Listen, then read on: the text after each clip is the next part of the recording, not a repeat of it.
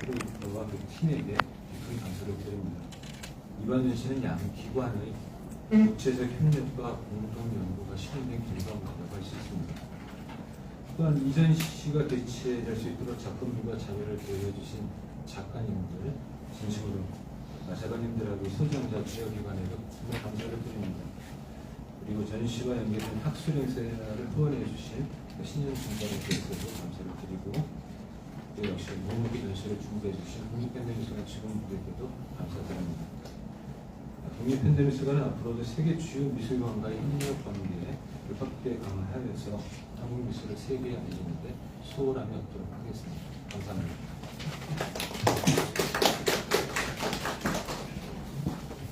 네, 감사합니다. 이번 전시를 공동 기획한 구겐하임 미술관에서도 참석해 주셨습니다. 안휘경 기획사님.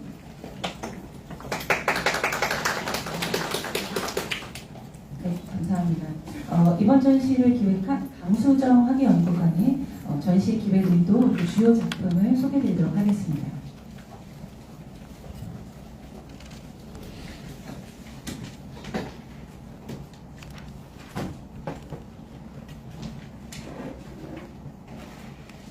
안녕하세요. 만나뵙기에서 반갑습니다. 저는 한국실험미술 1960에서 70년대 전을 기획한 국립현대미술관 학예연구관 강수정입니다. 반갑습니다. 박수를 치시려면 다 쳐주시고 네.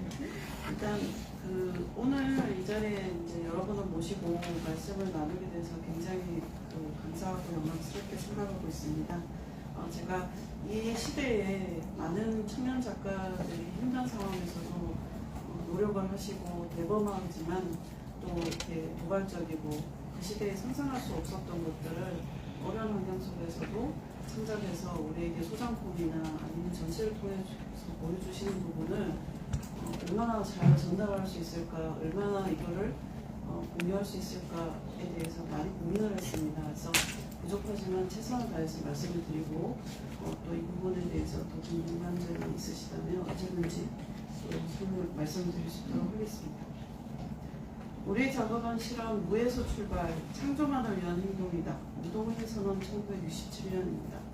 이 문구만큼 이 시대를 잘 설명하고 또 한편으로 MZ세대라고 얘기하는 동시대 젊은이들에게 또 가슴에 와닿는 말은 없을 것 같습니다. 이들이 말한 실험, 무에서 출발해서 어떤 창조만을 위한 행동이 있었는지에 대해서 같이 좀 말씀드리도록 하겠습니다. 저희 전시는 전 부분 매체를 포괄을 하고 작가님은 김구림, 성민경, 이광수, 이건윤, 이승택 선생님 외에 그 시대를 온전하게 보여주고 구현하고자 했던 29명의 작가님이 참가하고 계십니다. 작품은 총 약 95점, 아카이브는 약 30점입니다. 서울하고 구겐하임의 작품 수가 좀 몇 점이 조정이 되기 때문에 이렇게 정리했습니다. 전시 일정 및 장소는 국립현대미술관 미술관 서울관에서 5월 26일부터 7월 16일까지 마치고 뉴욕 솔로몬 R 구겐하임 미술관에서 8월 8일에서 9월 1일부터 2024년 1월 7일까지 진행됩니다. 그리고 LA 힐명 미술관에서 2024년에서 6월에서 5월까지 개최하는 걸로 이 전시는 4곳에 공유해서 보여지고 그 다음에 다양한 관람객들을 만날 예정입니다. 지금 일경에서 보시면 구겐하임 뉴욕 미술관과 LA 힐머 미술관,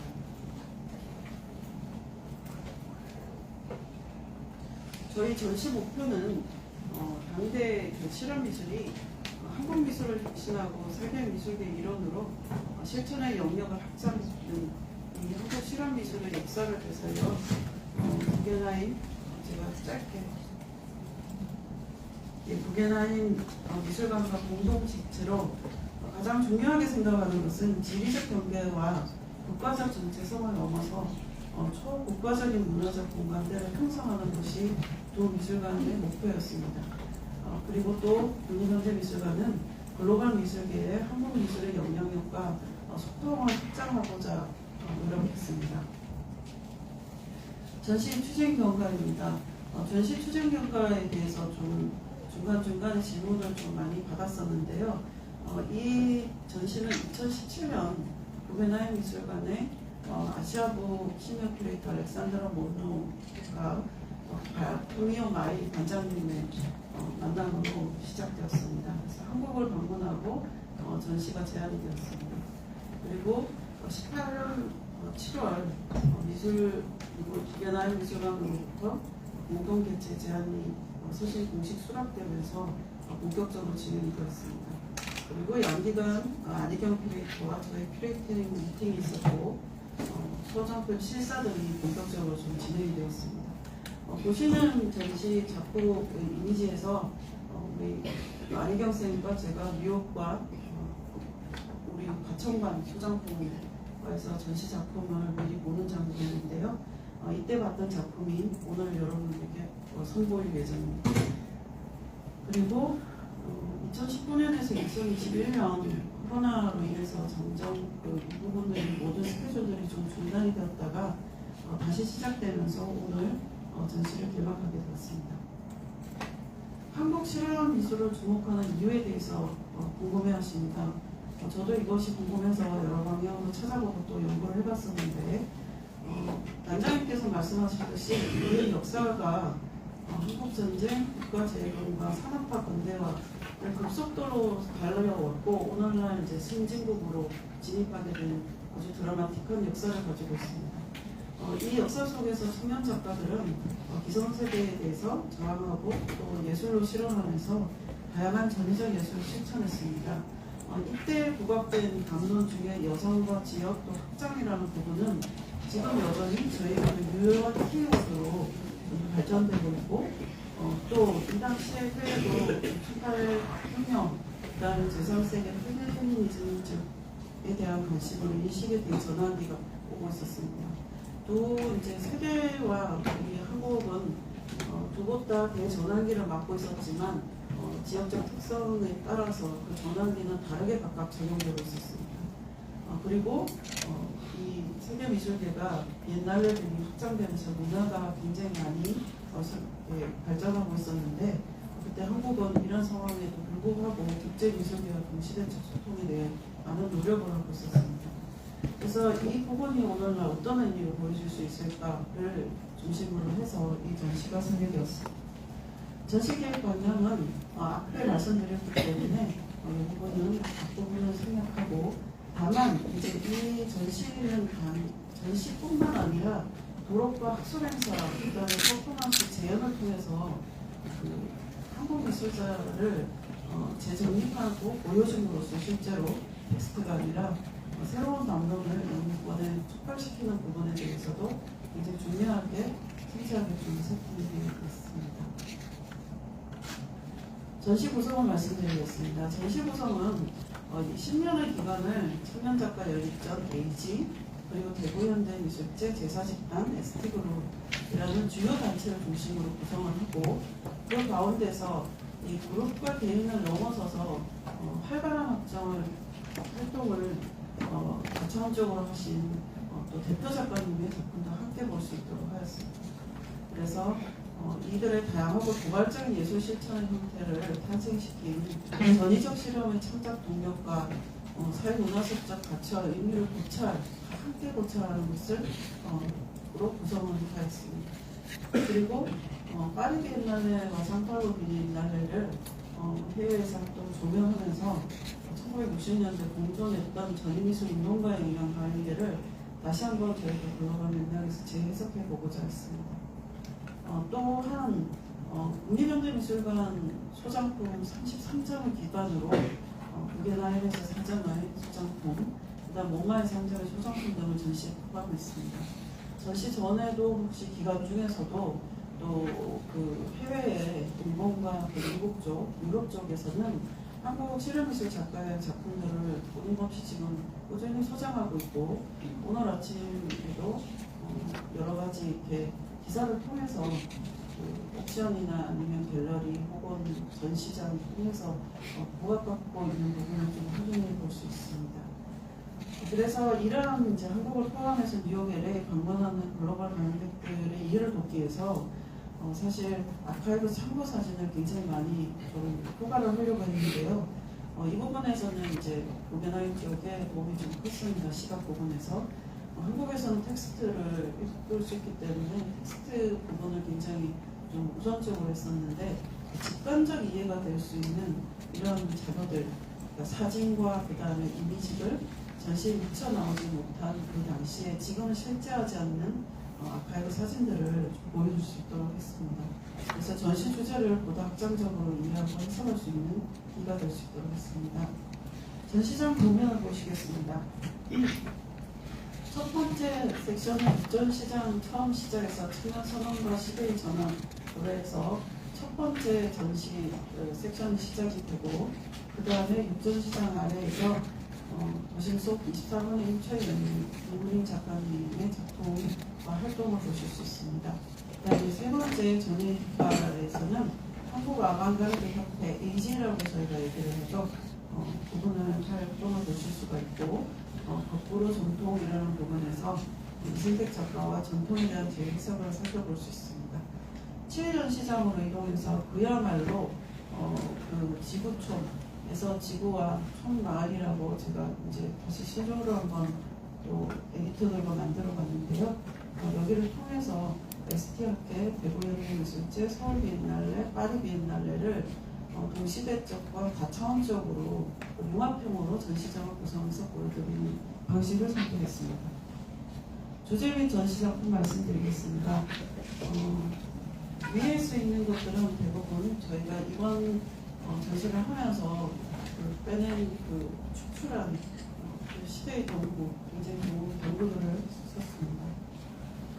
청년선언의 선언과 시대전환은 67년 한국 청년작가 연립전을 재현을 하였습니다. 오리진 무도민 신전동인의 연합전이었고 국전을 비판하고 앵크로벨의 대변하면서 반예술을 주장하는 그룹이고 또 대안원으로 서울 양식을 수용했지만 이것을 차가운 추상과 해와 이유의 실험으로 정립을 하면서 한국 미술의 토착화에 처음 시도를 했습니다. 그래서 이들에 의해서 전위적 실험미술은 새로운 시작을 하게 되었습니다. 전시장에서 자세한 작품을 보고 설명을 드리겠습니다. 차가운 주사위 미학적 주석 서정원 작가님의 동시성 작품이고요. 그 다음에 정강자 스승의 피스입니다. 무동인이 산업화된 시절에 만들어진 오브제들을 적극적으로 수용해서 보인 작품입니다. 고무장갑 보이시죠? 지금 흔히 쓰는 건데 이 당시에는 고무장갑의 전시장에 설치된 것 자체가 굉장히 파격적이었고 여성의 입술이 이렇게 부각되는 것도 금기를 깨는 이런 아이템이었습니다. 그 다음에 광국진 시각 1, 2 부분입니다. 이 시대는 물질적으로 굉장히 풍부하게 발전했습니다. 사실은 그래서 서울이 굉장히 발전하고 있었기 때문에 명동이 지금의 번화가로 막 시작이 되어서 지하철과 네온사인이라는 광문화가 발전하기 시작했습니다. 영감을 받은 광국진의 시각 1, 2입니다. 네온사인 줄과 이런 부분은 그 시대의 기성세대, 선배 작가들에게 시각적으로나 미각적으로 굉장히 미학적으로 충격을 많이 주는 작품입니다. 그 다음 강국진 정강자 전통성의 큰 강변의 타살입니다. 국전이 굉장히 많은 비판의 대상이 되었습니다.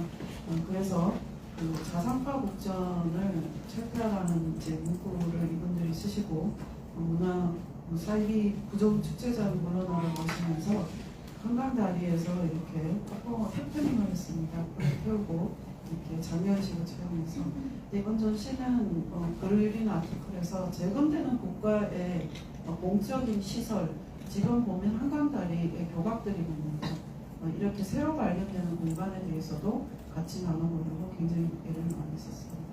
국가가 건립하는 이 거대한 이제 재건의 다리 발전이지만 한편으로 이 작가들은 굉장히 왜소하고 또 이러한 얘기를 하면서 외쳤던 것이 그 시대 실험미술이었고 이런 방식은 전위적인 형태를 정신을 가졌었고 이것들은 굉장히 외로웠고 한편 그 시대에서는 좀 기이하고 미친 짓이다라는 얘기를 들었지만 이들에 의해서 결국 앵크로멜이라고 하는 한국의 1차 전위미술 양식은 막을 내리게 그 다음에 이 교각과 건립되는 이제 발전하는 서울의 모습 속에 김구림 작가는 24분의 1초의 의미를 묻습니다. 24초의 4분의 1초의 의미는 무엇인가? 라는 부분에서 메가시티 서울의 발전을 눈여겨볼 필요가 있습니다. 서울은 이때부터 거대 도시로 디자인이 되면서 오늘날까지 발전을 했고 지금 전 세계적으로 핫한 도시로 지금 부각이 되고 있지만 이 시대에 이 핫한 서울이 설계되었다는 부분을 주목한다면 아마 이 전시가 훨씬 더 오늘날 생생하게 더 와닿을 것 같습니다. 서울은 예술가들의 담론의 생산지였고 풍부한 예술 무대 속에서 청년 작가들이 발언할 수 있는 그런 공간이었습니다. 김구림의 실험영화 24분의 1초의 의미는 이렇게 탄생을 했고 또 해퍼닝, 네일아트, 대지미술 등 다양한 프로젝트들이 동료 작가들과 시도될 수 있었습니다. 그들은 그러나 일단 기성문화예술 장례식이라고 하는 제사 집단 선언을 하면서 하게 하면서 거리를 나서게 됩니다. 광화문을 지나서 지금 이렇게 가다가 다시 한번 좀 부닥치게 됩니다. 요것을 따라가기 위해서 우리가 한번 그 전반부의 화려한 도시 서울을 좀 살펴볼까요? 김구림의 24분의 1초의 여인입니다. 이 영화가 중요한 거는 언더그라운드 영화 동시 지금 동시대에 이 시선을 따라가는 부분도 굉장히 흥미롭고요. 영화학자들하고 같이 분석을 해봤는데 그리고 3일 고가도로의 난간을 빠른 속도를 따라가면서 굉장히 그 서울에 건립되거나 아니면 철폐되는 비밀이나 소비자들의 모습들을 불연속적으로 배치하는 콜라주 형식을 통해서 아주 흥분되고 급진적인 이런 아방가르드적 이런 부분들 감성을 보여줍니다. 그 속에서 위에 보면 정창선 작가입니다. 저기도 다리 부여하게 있으면서 왜소한 자아를 지금 표현하고 있고 영화 곳곳에 정광자 작가나 이런 분들 하품을 하거나 엉뚱한 분치를 하면서 예술가의 태도는 이렇게 급진적인 발전 속에서도 항상 정지하는 브레이크를 걸면서 우리의 삶과 예술의 의미가 무엇인지 묻고 있는 것을 직관적으로 보여주고 있습니다. 그리고 아주 또 김구림 작가님께서 2021년에 저희 큐레이터 팀에게 제안을 하십니다. 70년에 6월 9일 서울 경복궁 국립현대미술관에서 이 퍼포먼스를 했다. 전시를. 그러면서 이것을 사실은 철거가 됐습니다. 철거가 됐는데 이 부분을 구겐하임 미술관에 드로잉을 하면서 이렇게 설치를 하고 싶다라는 아이디어를 주셨고 사실 구겐하임은 이 전시가 기획되고 난 다음에 2019년 시작하고 난 다음에 유네스코 문화유산으로 등록이 됐습니다. 그래서 이것은 우리의 영원한 꿈과 또 한편으로 선생님의 아주 기발한 아이디어로 유로이모로 남게 됐습니다. 그래서 이 작품인 현상에서 흔적으로 가 성립되었음을 좀 말씀드리고 싶습니다. 그 다음에 그래서 저기 보시면 그 도록을 보시면 제일 첫 번째가 국립현대미술관 난장판 사건이라고 하는 이 신문 기사를 저희가 따서 첫 페이지에 올렸는데요. 바로 김구림 작가님의 현상에서 흔적으로 대한 기사입니다. 그리고 기성문화예술인 장례식입니다. 김구림 작가를 통역을 해서 제사 집단 가장 전위적인 시도를 명확하게 개념화했던 부분인데 첫 번째 시도에서 사직공원에서 외치면서 관을 메고 행진을 하다가 결국은 경찰에서 연행됐고 중앙정보부에 김구림 작가님이 연행되면서 해체됐습니다. 근데 이 전시, 이 퍼포먼스, 해프닝이 중요한 이유는 사회문화사적으로 이들의 행위가 그 해프닝이 우리 사회에 굉장히 큰 영향을 미칩니다. 어떤 영향이냐면 내무부가 이들을 보고 불온한 세력이고 체제에 도전한다라고 해서 이때 발동된 게 뭐냐면 전위미술에 대한 불호 방침이 서면서 문학하고 대중문화, 시각예술 연구까지 모두가 금지되게 됩니다. 그래서 그리고 마침내 이제 저희가 가장 잘 알고 있는 미니스커트와 장발이 이제 금지가 되고 이때 대표적으로 정창선 작가님의 장발 부분이 문제가 돼서 4번 연행되고 분류되는 그런 생활 속에 그 전위적 해프닝, 반발, 저석이 시작되었습니다. 그럼 세 번째 전회의 깃발 아래 에이지 아방가르드 협회 말씀드리겠습니다. 아방가르드 협회가 중요한 것은 60년대부터 이런 실험미술을 70년대 실험미술의 직결체로 발족이 되면서 총망라하고 직결됩니다. 이들이 주체인 이유는 선언문을 발표했고 아방가르드 운동이 협회제를 발행했고 치열한 작가의식이 도입됐기 때문입니다. 이들은 서구의 신경영 이론을 소개하면서 또 이론가들과 작가들이 한국적인 미술 정체성에 대해서 계속 추구합니다. 그래서 도시환경과 문명을 주제로 하고 또 파나 디자인 등 융합적 실험을 전시를 실시했는데 파나 디자인은 신매체로 그때 신기법으로 도입이 되면서 에이지와 함께 좀 보여줬습니다. 그리고 전시를 통해서 재현 추상 입체 작품으로 시작을 해서 개념미술, 비물질과 시간 장소성으로 나가 있습니다. 그래서 에이지에서는 굉장히 다양하고 총체적인 실험미술의 이론과 그 작품을 볼 수 있는데 굉장히 안타깝게도 배수관을 설치하셨고 이런 대범한 이런 전시 작품들이 대규모로 이제 설치가 됐었는데 그 50년의 기간 동안 또 그동안 30년 동안 미술계에서 인정되지 못하고 있었기 때문에 개관이 되지 못하고 파괴된 작품이 많아서 일단 저희가 그 전화가 역동의 시대 때 재현된 작품을 1순위로 지금왔고 그 다음에 개인전에서 주요하게 증명된 공공미술관에서 재현 작품 그리고 지금도 가지고 계시는 그 작품, 소중한 작품으로 구성을 했습니다. 그 다음에 여기에서 보셨다시피 전시를 통해서 그 간색화와 민중미술의 단초들이 제공이 되었습니다. 그 다음에 하정면 작가님의 작품, 그 다음에 송건수 선생님의 전에 스크린 프린트를 한 그 당시에 파나로서 신기법으로 도입돼서 보여준 이 작품, 그 다음에 이광수 선생님의 화랑의 숙직은 에이지에 발표된 작품은 아닙니다. 이 두 작품은. 하지만 동시대의 영향 관계에서 저희가 구성을 했고요. 그 다음에 모든 행위들이 소멸하고 사라지는 어떤 경업적 개념들을 나타낸 작품으로 구성이 되었습니다.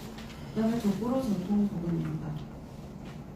이선택 작가님의 개인전에서 따온 어법이고요. 덕보로라는 말은 한국 아방가르드 미술만이 보여주는 아주 독특한 현상이고 이것으로 인해서 굉장히 많은 부분에서 연구가 되어야 될 부분이라고 생각합니다. 전통 아방가르드는 본질적으로 전통을 거부하는 것의 핵심이고 본질입니다. 그런데 한국 전임적 실험미술은 거꾸로 전통미술에서 그 돈타구를 마련합니다. 이것에 대해서 전 국립현대미술관 관장 김윤수 관장님께서 비평을 하셨습니다. 그 이유는 일제강점기 근대화 부분에서 또 해방 이후 그 다음에 서구 예술이 유입되는 과정에서 저희는 전통이 단절되는 경험을 갖게 되는데 이 한국 역사의 특수성에서 오히려 단절이 됐기 때문에 예술가들이 어떤 식으로 이제 아방가르드 부분을 접할 것인가 라는 부분에서 전통이라는 것을 발견하게 됩니다. 그리고 이것을 재해석해서 작품으로 바꾸게 됩니다. 또한 1970년대 정권에서는 국가적 슬로건으로 가장 민족적인 것이 가장 세계적인 것이다 라는 부분을 발표하게 되고 이 부분은 굉장히 중요한 수출 상품이거나 언급되거나 혹은 또 저희가 따라야 되는 그 강화문에 지금 있는 세종로에 있는 이순신 장군 동상이 건립되고 이랬던 시절입니다. 그런데 이 작가님들은 이것을 공감을 하면서 세계 속의 나의 한국을 오히려 만들겠다고 하면서 반개념 비조각의 형태로 새로운 현대의 미술 예법, 어법으로 이것을 풀어냈습니다. 그리고 새마을운동에서 이제 파괴되어야 되는 미신이라고 얘기했던 무속과 민속예술의 예술의 상징 가치를 부여하면서 우리의 삶과 생활에서 전위미술에 보급화된 그 가치를, 현대미술의 가치를 부여하면서 발전시켰습니다. 이것은 작가님들의 어렵다고 생각을 하십니다. 전위미술과 실험미술 개념 이런 것들이 어렵다고 하지만 실제로 이것을 가려다 보면 생활과 삶의 경험 속에서 축적된 성향을 문화적으로 모두가 표출하고 있기 때문에 이것이야말로 저희가 얘기할 수 있는 한국의 전적 실험 미술이라고 말씀드릴 수 있을 것 같습니다. 하정면 선생님의 탄생기는 지금 김희경 교수님이나 김희정 연구자께서는 한국식 돗자리에 재해석을 하면서 후속적이거나 혹은 공예적 패턴을 주는 것이다 라는 다양한 해석들이 도출될 수 있는 시대가 되었습니다.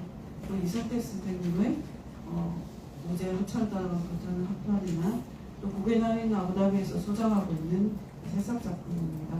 어린 시절 그 환경도에서 온기를 짓는 그 환경 속에서 있었던 부분이 이렇게 현대미술적으로 보여줄 수 있는 작품으로 창작이 되어 계실 거예요. 지금 전시장에 설치되어 있는데 굉장히 아름답습니다. 그럼 그 다음에 5번째 나와 논리의 세계 스티어케에 대해서 말씀드리겠습니다. 제가 조금 서둘러서 말씀드릴게요. 네. 여기에서 가장 좀 중요한 경우는 이 전시를 모두는 강통하는 말씀인 것 같습니다. 예술이 언제나 위기에 직면하면서도 다시 소생의 길을 찾아낸다는 것은 미술사의 영원한 신비이다 라는 부분이고, 이것은 실제 ST아크의 김보경 비평가로 이론가로 참여하시는 분이 77년에 남긴 말씀입니다. 굉장히 외롭고 어려웠지만 청년 작가들의 패기와 그 다음에 이 열정으로 끌고 온 이 시대에 대한 정밀한 말씀인 것 같습니다. ST아크는 가장 중요한 부분이 한국미술의 개념적 입체 미술과 이벤트를 맥락하는 부분입니다. 그리고 굉장히 공부를 열심히 한 작가거든요.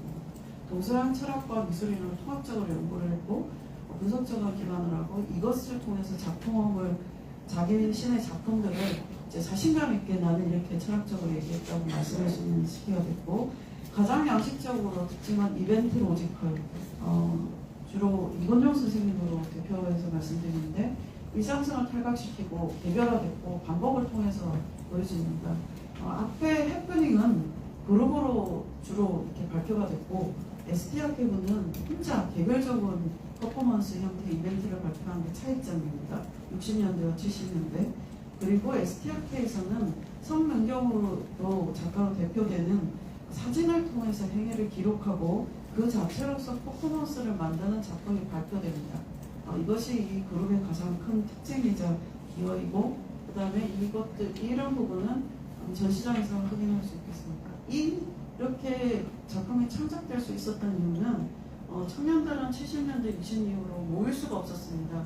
그 70년대 공간이 폐쇄됐기 때문에 제사 집단에 의해서, 그래서 이제 가리미티나 아니면 거리에서 나타날 수가 없었고, 그래서 개별화된 저항으로 파랑이나 갤러리에서 발표를 하면서 동어방법적인 목적이 이런 걸 통해서 유신 정권의 그 불안함을 또 계속 국민이 총집결해서 국가를 발전해야 된다는 이 총강령 속에서 집단에서 이탈하면서 나의 실존을 확인하는 작품을 창작했습니다. 그리고 마침내 80년 들어가면서 청년 작가 연립전에서 공격했던 북전이 민전으로 이동하면서 종료되었고 유신 정권도 이때 막을 내리게 됩니다. 그리고 ST아크가 미술사적으로 중요했던 부분은 너무나 이 일상성의 탈각이나 이런 부분이 어렵다라는 것들이 ST아크 안에서도 이제 이 양식은 항상 서로 존복하면서 발전을 하게 되는데, 안에서 이렇게 후배 회원들이 이제 말씀하면서 장석원, 진석 선생님에 의해서 이 소통하는 이벤트가 제안이 됩니다. 이 소통하는 이벤트, 대중과 함께하는 이벤트가 80년대 행위미술로 이어지면서 지금 저희가 보는 행위미술들을 지금 이때 시초가 마련된 것이라고 할 수 있습니다. 손의 논리 이 부분, 손을 통해서 계속적으로 위기의 부분을 나타내는 부분. 그다음에 성명경 작가님의 여기는 굉장히 보기가 힘들었던 작품인데 이번에 보게 되십니다. 8개의 작가 피스를 통해서 360도 돌아다니면서 이렇게 보이는 작품입니다. 자신의 모습을 끊임없이 찍어서 실존에 대한 부분에 의문을 제기하고 있는 것이죠. 그 다음에 서과 부분. 이것이 톤톨로지라고 해서 기법 철학에 대한 것인데, 무엇을 줘도 참이라는 명제로 기결되는 이 부분. 그래서 작가님 얘기하세요. 절대적으로 뭔가 옳은 것이 있다는 것을 확인하고 싶었던 시대였다라고 말씀을 하셨습니다. 그다음 남상균 선생님의 진로 이 부분은 좀 말씀드리고 싶은 것이 이 담배꽁초를 지은 곳이 70년대 저희 통발생이라고 해서 통기타, 그 다음에 블루진, 청바지, 그 다음 생맥주로 유명한 그 세시봉에서 그 노래를 들으면서 그 청년들이 그 시대에 이제 저장을 하고 저항가요로 부르고를 때 이분은 거기에서 담배꽁초를 주우면서 세상을 확 불지르고 싶다라고 하기 위해서 오브제를 연구를 하셨던 작품입니다. 이번에 이제 그 꽁초가 모자라서 다시 이거 수집을 하셔서 그 업그레이드를 하셨는데 그때도 컨셉을 살리기 위해서 거리에서 꽁초를 주셨습니다. 자, 그 다음에 청년과 지구촌 비엔날레입니다.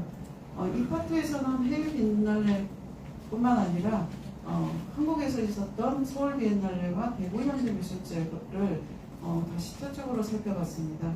특히 서울 비엔날레에는 에이지가 세계 속의 한국미술을 창조하겠다라고 해서 전위미술에 대한 유형을 보여주면서 63명의 작가들 전국적으로 모아서 보여줬고 좀 아쉽게도 국제 비엔날레로 발전시키려고 했으나 이래에서 좀 마친 아쉬움이 있습니다. 그 흐름을 대구 현대미술제에서 74년부터 79년까지 맡았고요. 보도성장 지필 서울 중심의 정치 문화에서 벗어나서 한국 비디오 아트와 생필름 환경미술이 시초가 된 그 미술제로 굉장히 중요합니다.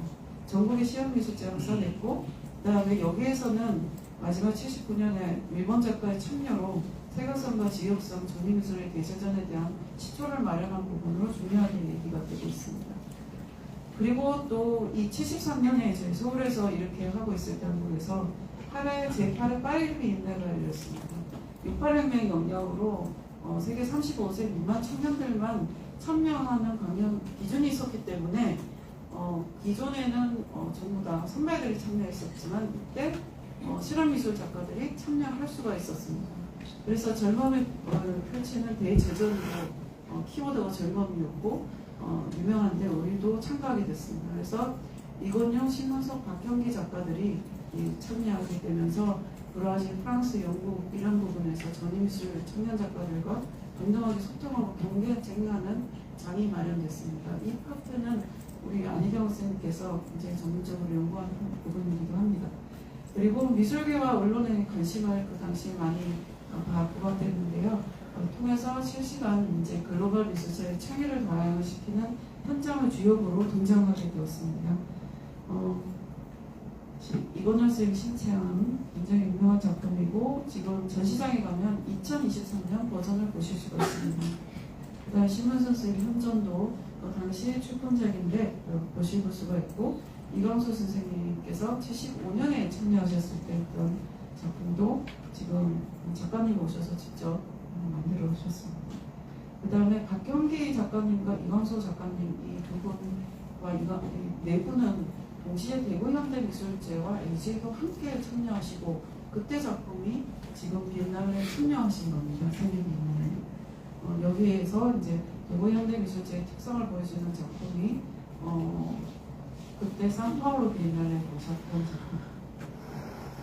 이렇게 해서 저희는 6가지 섹션을 통해서 이 시대를 구분해 봤습니다.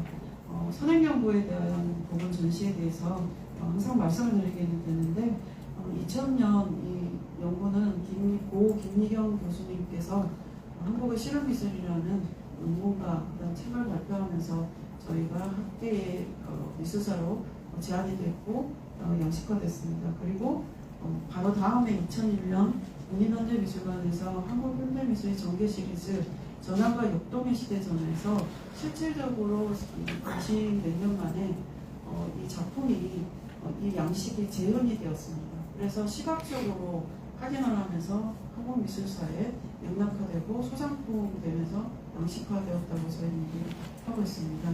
그리고 제가 이때 어시스턴트 큐레이터였기 때문에 이번 전시를 기획하게 되었습니다.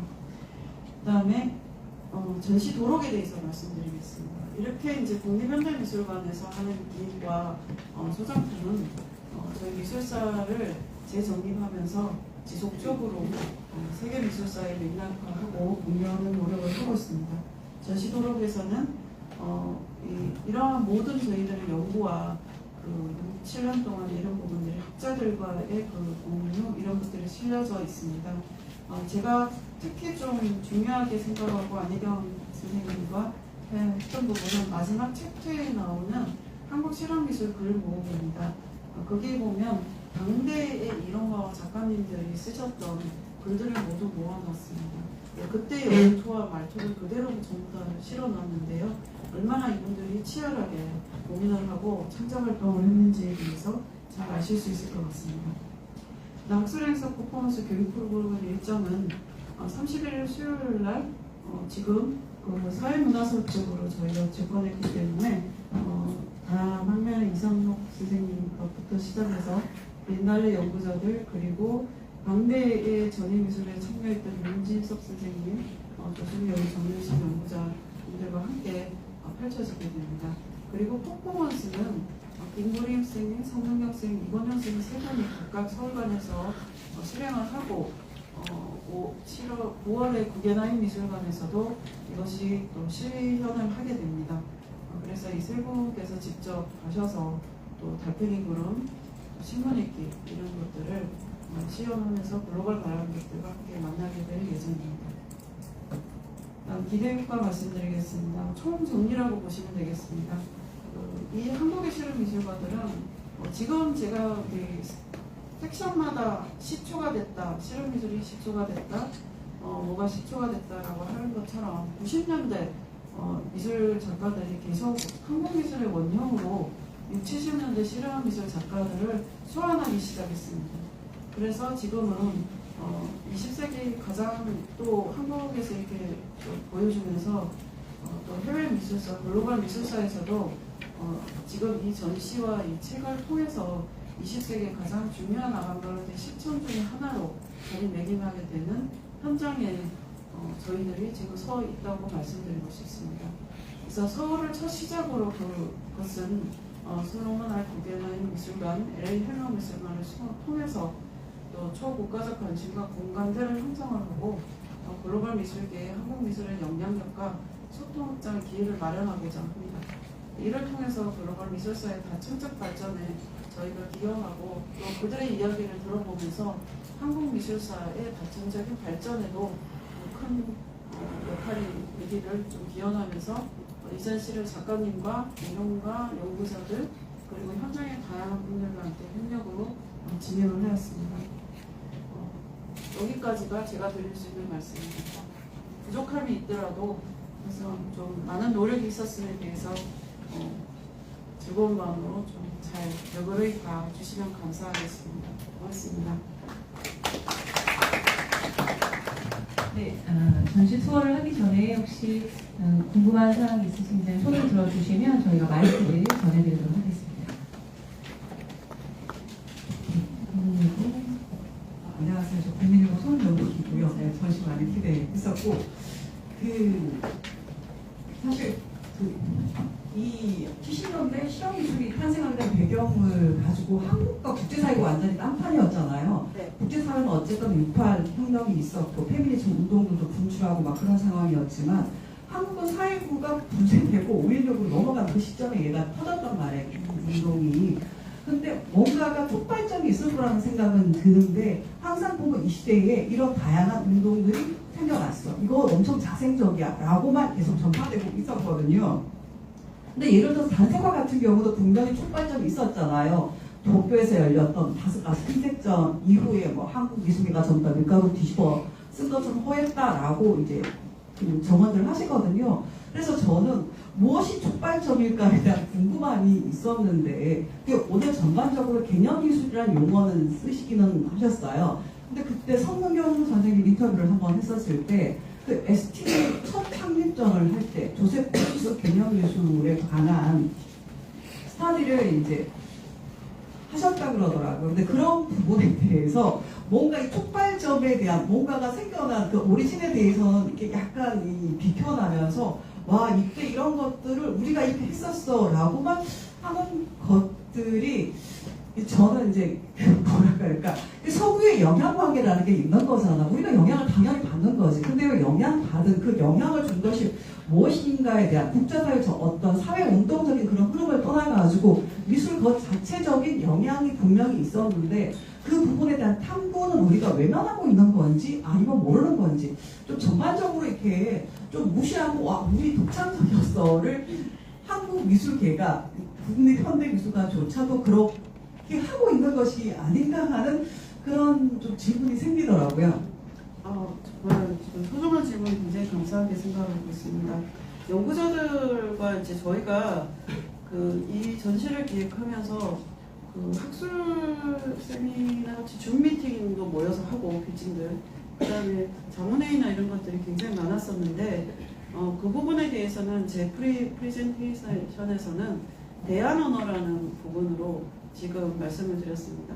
4.19 혁명은 사실은 힘들었다라는 부분이 뭐냐면 이 청년 미술가들 1967년 저희들은 청년 작가 연립전을 행동주의에서 첫 이것이 발표된 세상을 하는 걸로 출발점으로 잡고 있고요. 그다음 두 번째는 이들이 보여진 이 전시는 대안 언어적으로 기성세대를 비판하였다라고 기술을 했는데 이 대안 언어가 무엇이냐면 두 가지로 양식적으로는 앵포르밀이라는 부분에서 이일 교수님과 오광수 관장님의 지금 엔솔로지 문제를 보면 분명히 언어로 말씀을 하고 있습니다. 담론으로 앵포르멜의 포화 상태에 대한 대안이 있어야 한다. 기성세대에 대해서 대안이 있어야 한다라고 하시면서 이것을 어떻게 할 것인가 라고 얘기를 하십니다.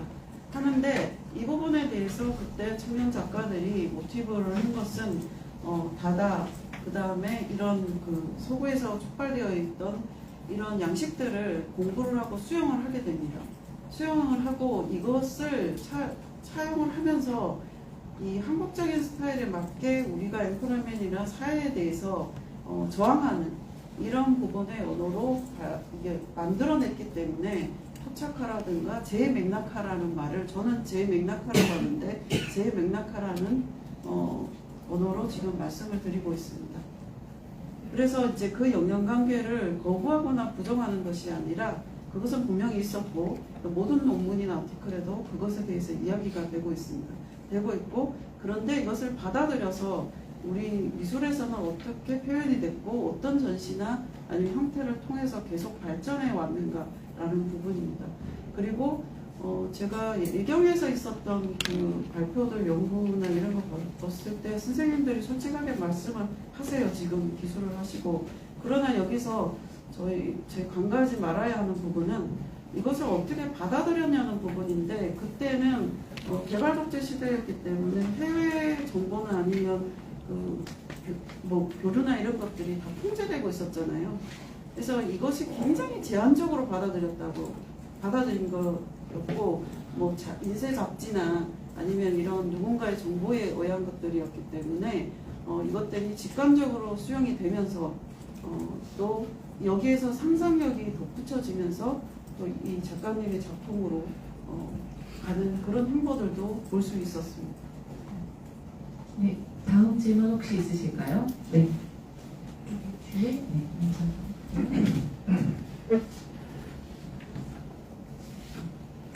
ATN 이교준 기자인데요. 아까 말씀하신 내용 중에 기대효과 중에 한국 현대미술 원형이라고 얘기를 하셨는데 그럼 한국 현대미술 원형이라면 60, 70년대 실험미술 작가 작품들이 한국 현대미술에 구체적으로 어떻게 영향을 주고 어떻게 반영되고 예를 들어서 대표적으로 어떤 케이스의 경우에 어느 작가의 어떤 기법이나 어떤 실험적인 도전이 현대미술에 있어서 어떻게 영향을 줬는지에 대한 그런 부분에 대한 좀 부연 설명이 필요할 것 같거든요.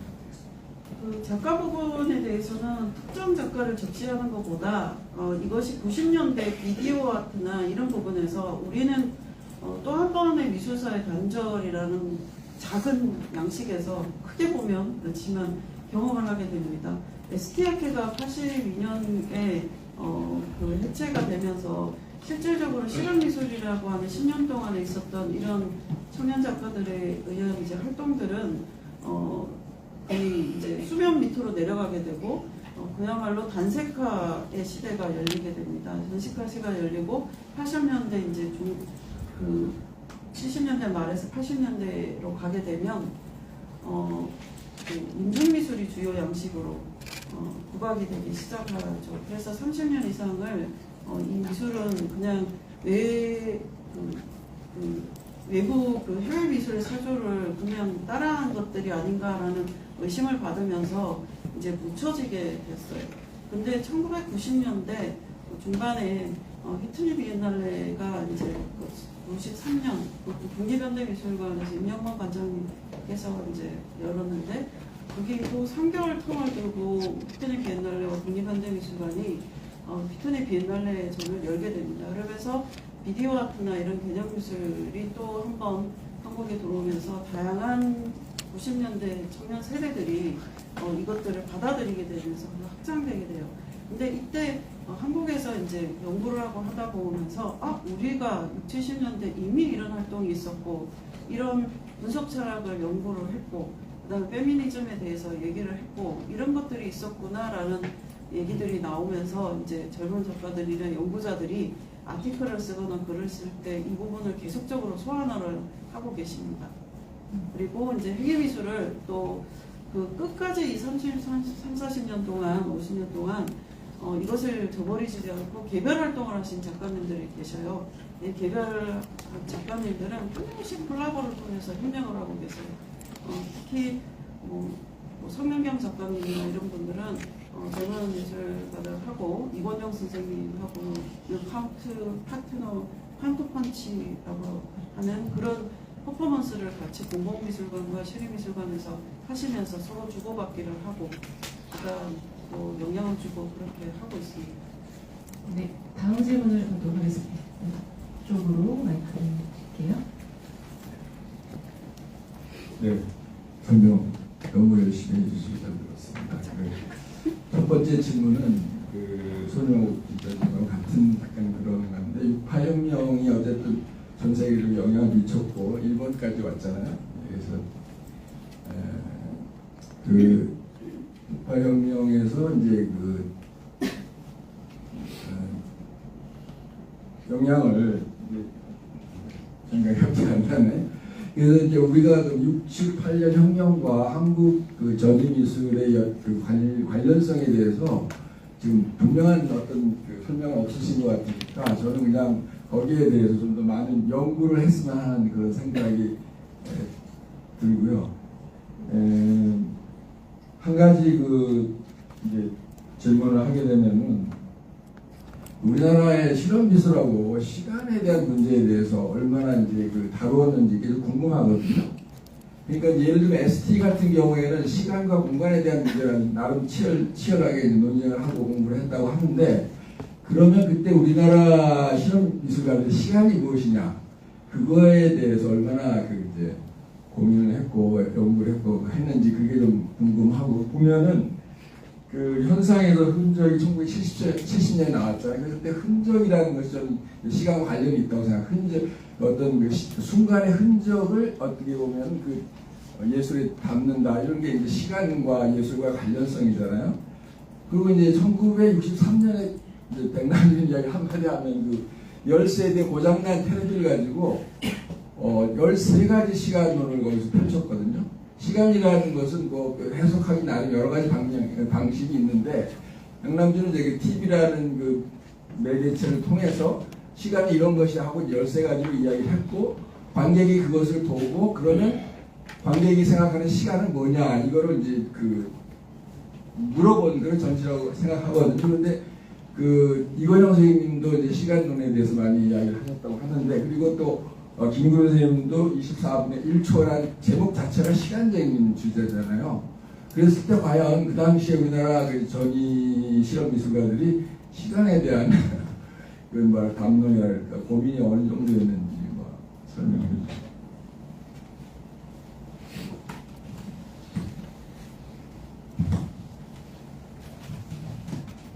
굉장히 좋은 질문을 해주셔서 감사하게 생각합니다. 대답을 하기가 점점 어려워지는 질문을 하시는데 최선을 다해서 말씀을 드려보겠습니다.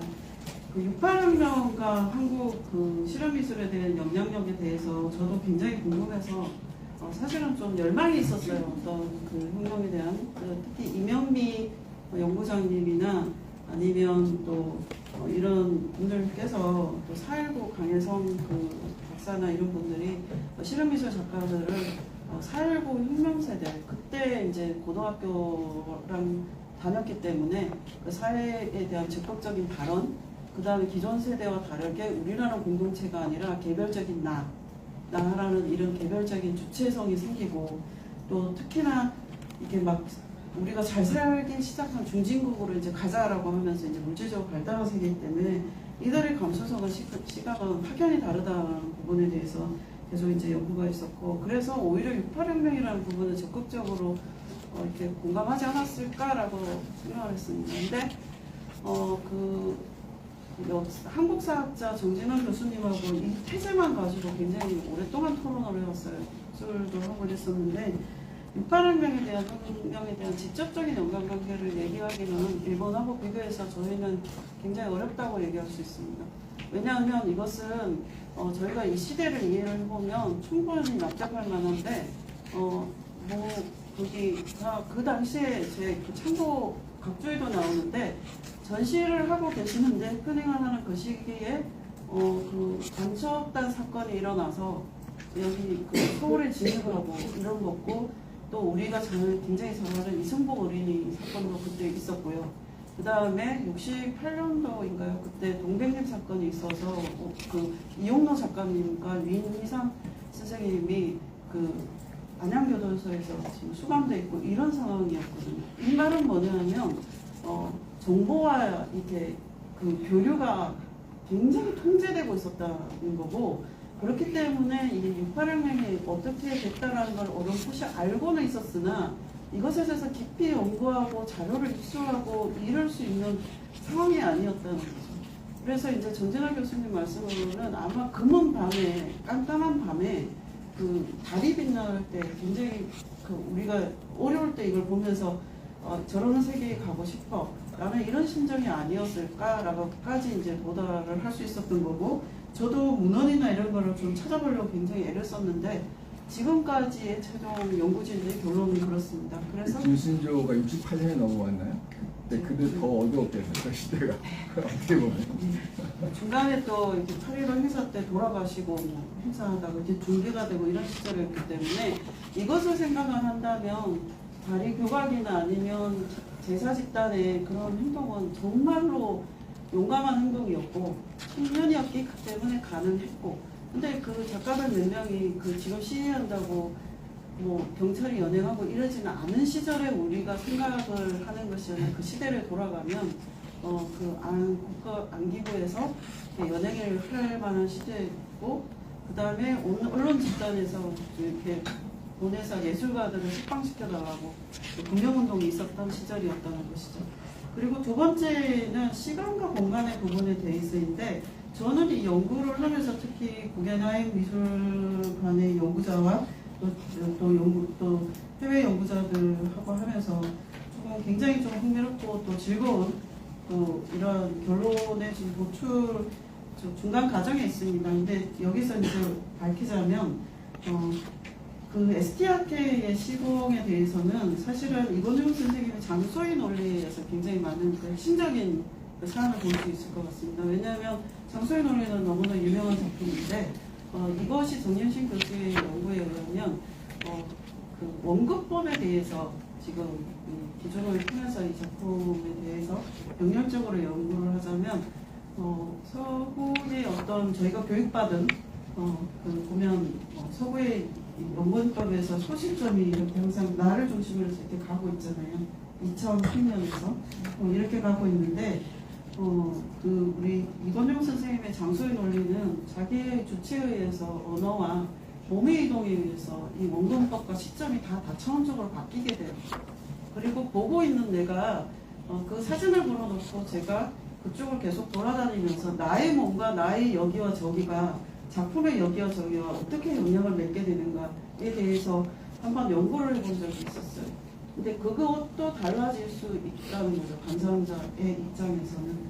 그래서 STRK의 그 미묘한 것도 굉장히 좀 아름다운 지점이 뭐냐면 언어로 원술로 정립할 수 없는 그 아시아 철학의 직감성이 개입이 되면서 연구자들은 굉장히 어려운데 말로 서술하기가 이 작품이 주는 확연한 비슷한 것 같은데 굉장히 다르고 그리고 얘기를 들어보면 확연하게 한국 미술이었기 때문에 가능하고 선생님이 그 동양 철학 중에 노장사장 얘기하시는데 그 시대에 이제 이 돌아다녔던 이런 담론에 대한 연구였기 때문에 창작 가능했던 작품이 아닌가라는 좀 생각을 하게 되었습니다. 그리고 요 정도 말씀드리면 될까요? 네, 지금 시간이 좀 많이 지난 관계로 빨리 이동하자고 또 위원님들이 카톡을 주셔가지고. 그리고 네. 인구림 선생님 거 질문은 현장에 말씀하시는 네네. 저희가 전시장에서도 또 실제 작품 앞에서도 또 다양하게 우리 같이